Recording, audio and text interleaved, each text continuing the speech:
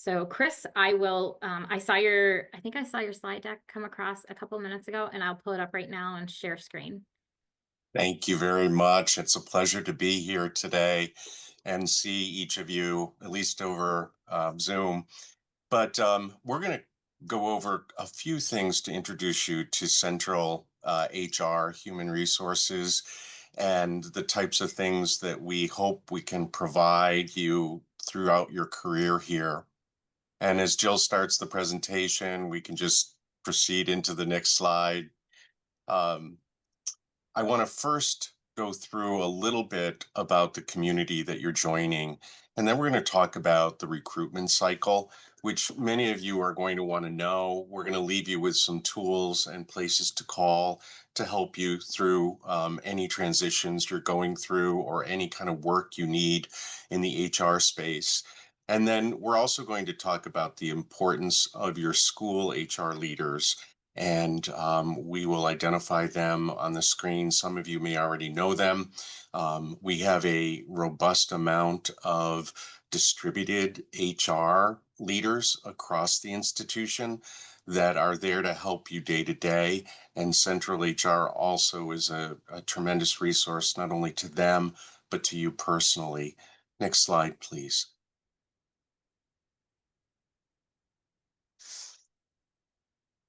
I want to remind everyone about the community that you're joining.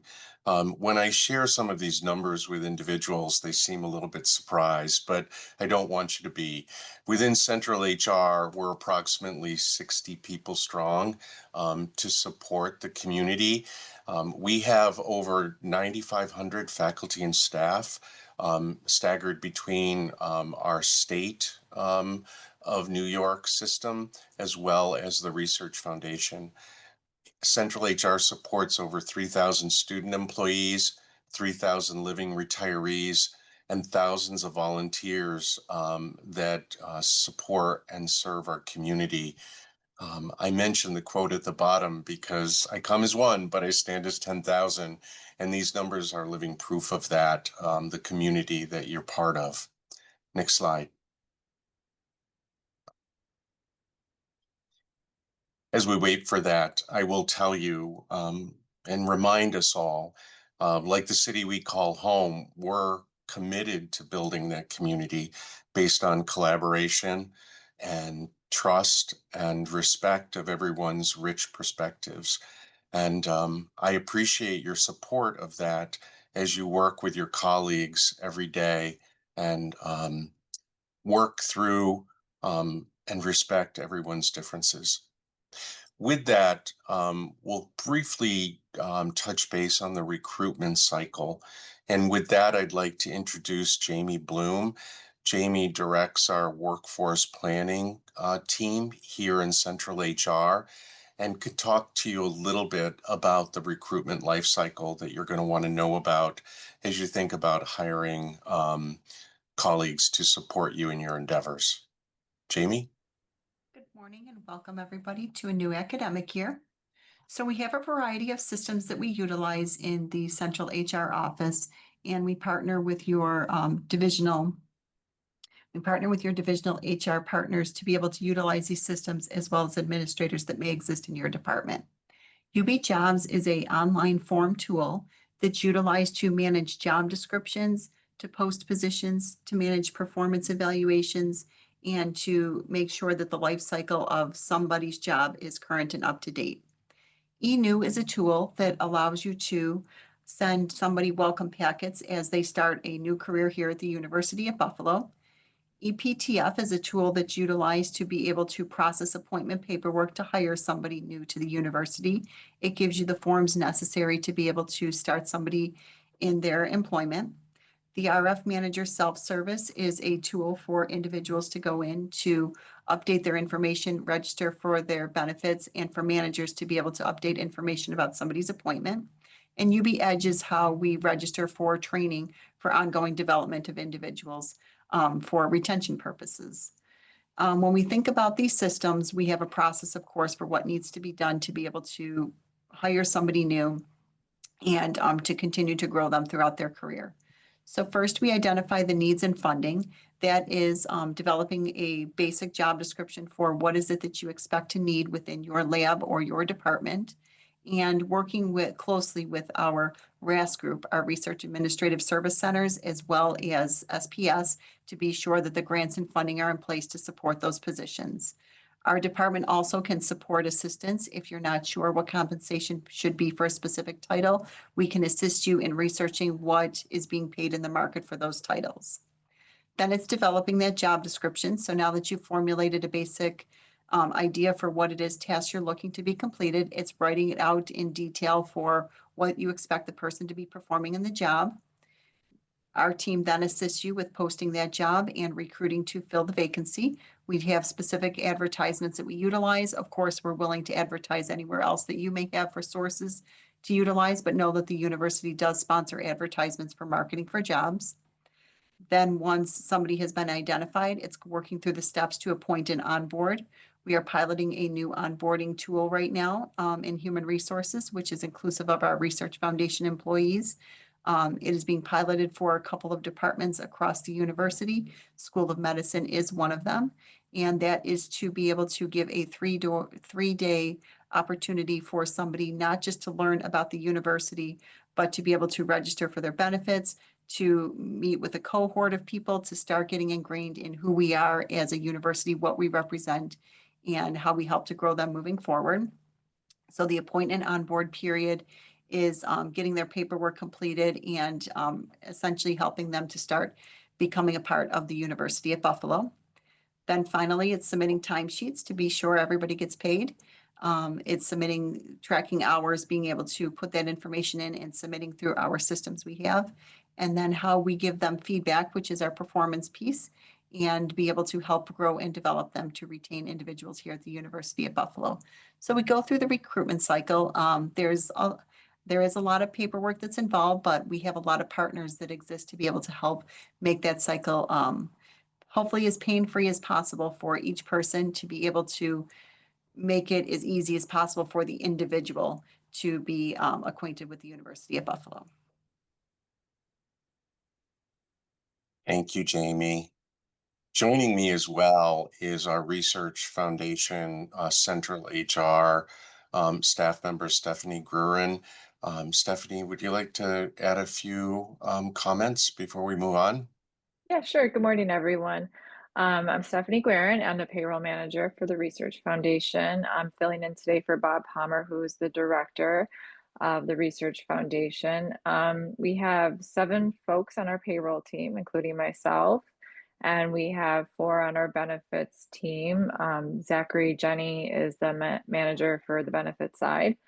So basically, our team helps project directors and support staff get people on payroll with, we use, like Jamie mentioned, the EPTF system to get new appointments, changes, etc. And then we support that employee throughout their employment with us. We, like Jamie also mentioned, we use the self-service portal a lot. We like to direct the employees to jump on there. That's where they complete their time cards. That's where they update their direct deposit. They can view their W-2s. We really want to get them familiar with that system, so we're always available to help you or the employees get familiar with that and get them on there using it. I do want to mention we currently have a payroll alpha split.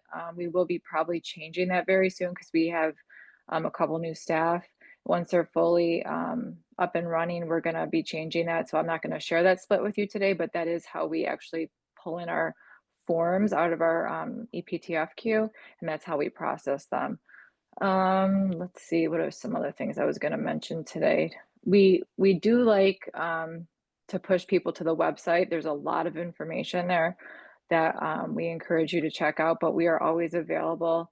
If you have any, questions or anything in the future, please feel free to reach out to me or Bob or Zach or anyone on our team. And really, what we like to do is once we get this new onboarding system up and going as well, I think it'll be really helpful. But basically, once we hire someone, if someone's benefits eligible, we work with them to get them on a plan that they feel comfortable with. There's orientations that we do. We're always willing to pop on a Zoom if we need to, one-on-one with folks. If they need extra help with things like the benefits, the time cards. Employees have leaves that come up when they're on our payroll. So we're available for those situations. Pretty much anything you can think of in that realm, we're here to help. So just feel free to reach out at any time and let us know if you have any questions. Thank you, Stephanie. I know we only have a minute or two left. Jill, if we could just move to the next slide. These are your school HR leaders. We partner with them in a considerable way on a day-to-day basis. But across the university, there's over 100 distributed HR leaders that report into schools and deans and departments. And they are there to support you and help you just as much as central HR is.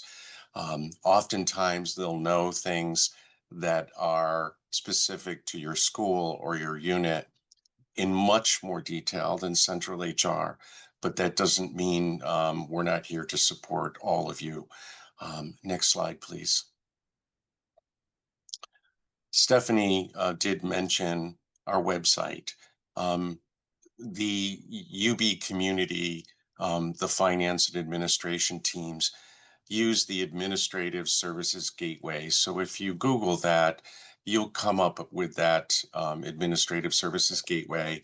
HR is a prominent section of that website. You will find resources, places to call, but I always give everyone our central HR customer service number. It's 716-645-7777, and easy numbers to remember. And if you call that service center, they will link you to the 8 varieties of HR teams that report into central HR. But I'll also ask you as you go through your journey to keep an eye out for our HR newsletters. They'll tell you things throughout the year that will help support you. There's also the HR employee engagement and success team that is regularly having training and coaching tips for people through a variety of classes.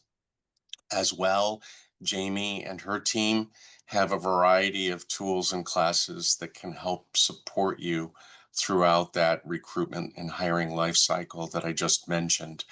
So keep a lookout for those trainings. And again, as the semester starts, I wish you all the best of luck.